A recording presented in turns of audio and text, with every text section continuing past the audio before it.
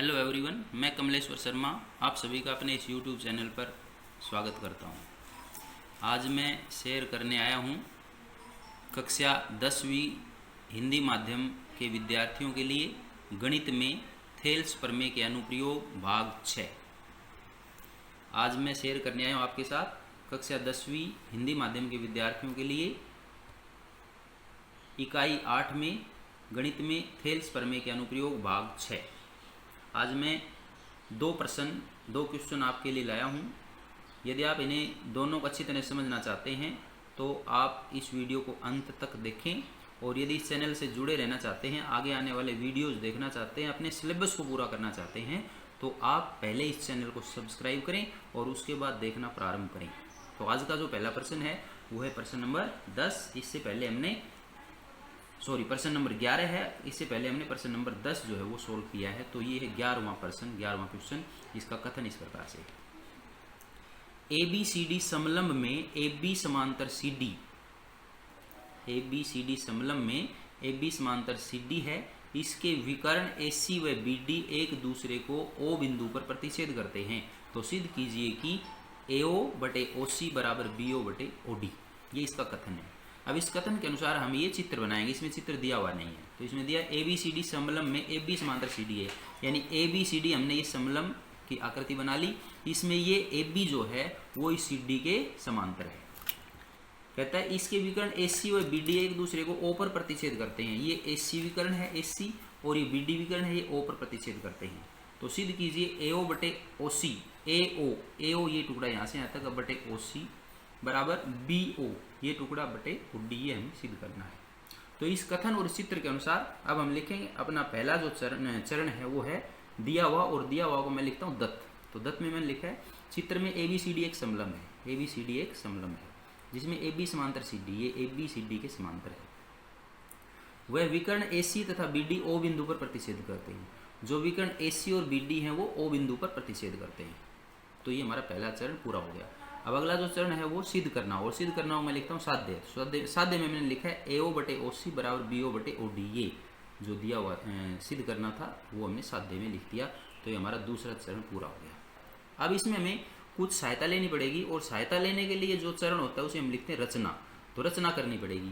तो रचना में मैंने यहाँ क्या किया है, रचना में मैंने लिखा है OE समांतर AB खींची, यानी AB के समांतर एक हमने कोई रेखाखंड खींच लिया और उसका नाम लिखा है मैंने OE। तो यहाँ से OE इस प्रकार से ये एक रेखाखंड हमने खींच लिया और इसका नाम मैंने लिखा है OE समांतर AB खींची।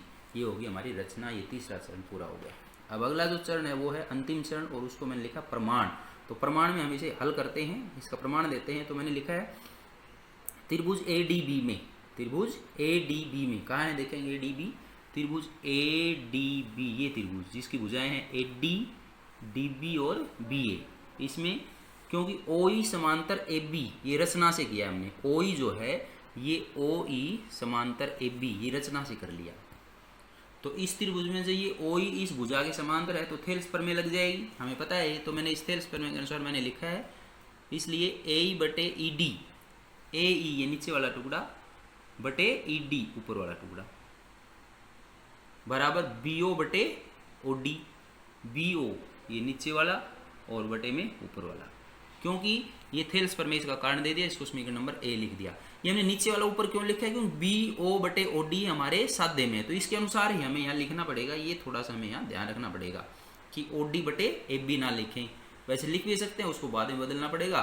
तो उससे अच्छा है कि हम पहले ही इसको इस प्रकार से लिखते चलें कि नीचे वाला टुकड़ा जो ऊपर, ऊपर वाला नीचे, क्योंकि BO बटे OD से हम इसको समझ सकते हैं।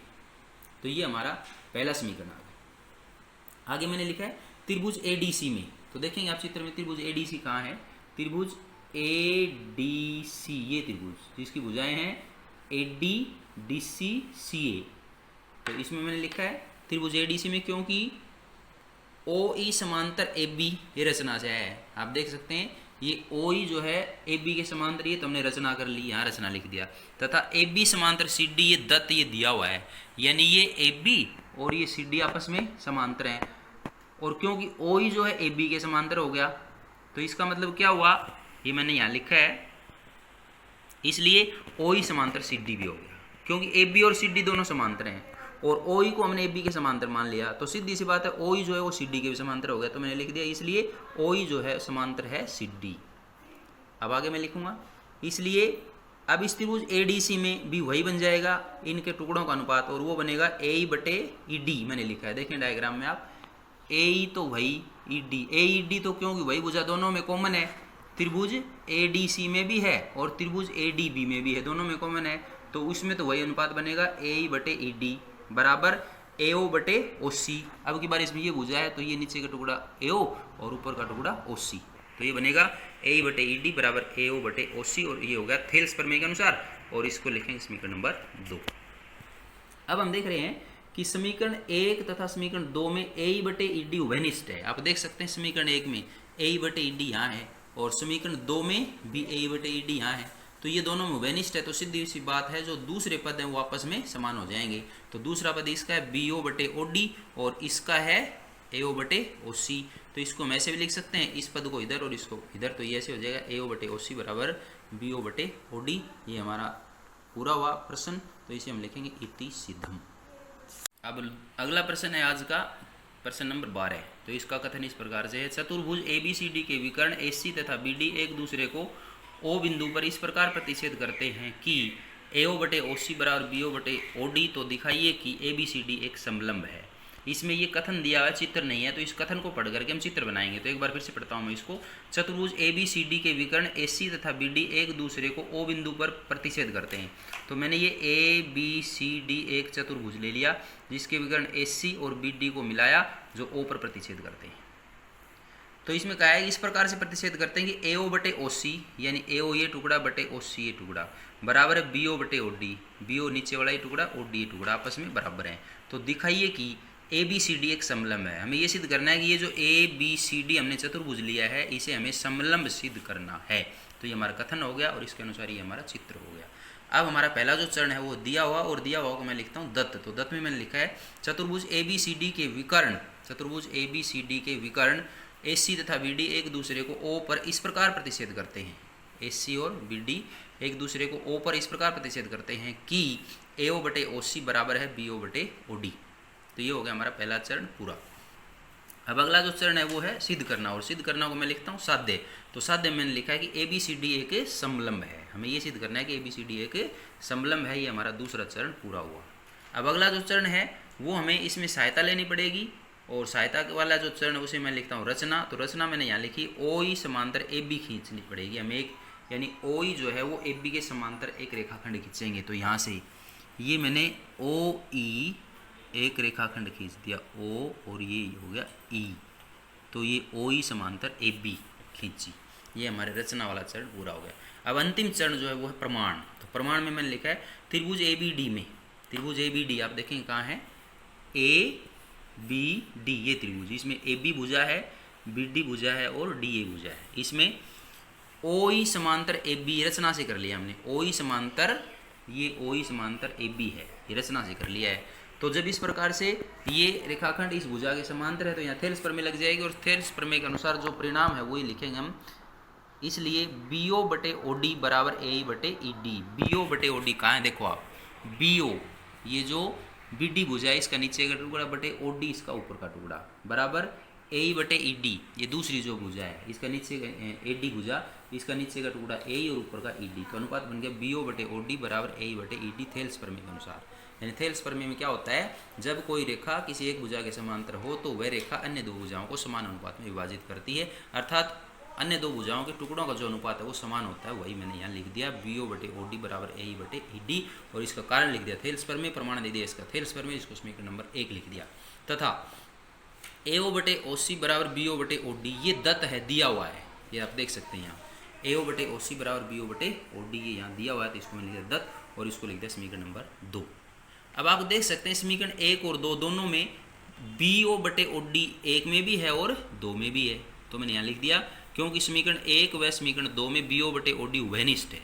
अब क्योंकि समीकरण 1 और 2 में बी ओ बटे ओ डी उभयनिष्ठ है तो दूसरा जो पद बचेगा वो अपने आप बराबर होगा। तो समीकरण 1 का तो दूसरा पद बच गया हमारे पास ए बटे ई डी, और समीकरण 2 का बच गया ए ओ बटे ओ सी, तो इसको उठा से हम यहाँ लिख देंगे, इसलिए ए ओ बटे ओ सी बराबर ए ई बटे ई डी।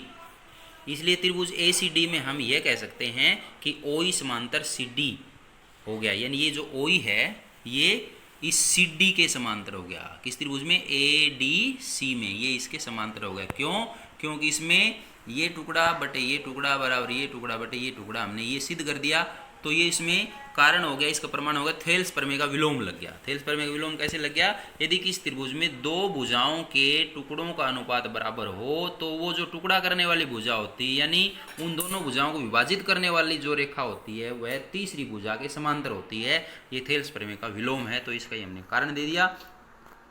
इसलिए या क्योंकि OE समांतर AB रचना से है, इसलिए AB समांतर CD है।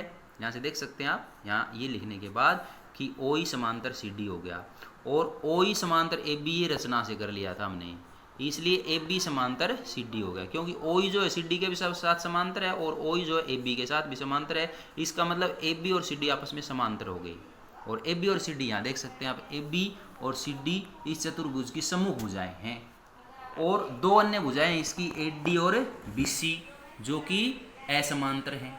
तो जब इस प्रकार से किसी त्रिभुज में दो सम्मुख भुजाएं समांतर हों और दो सम्मुख भुजाएं असमांतर हों तो वो समलंब होता है।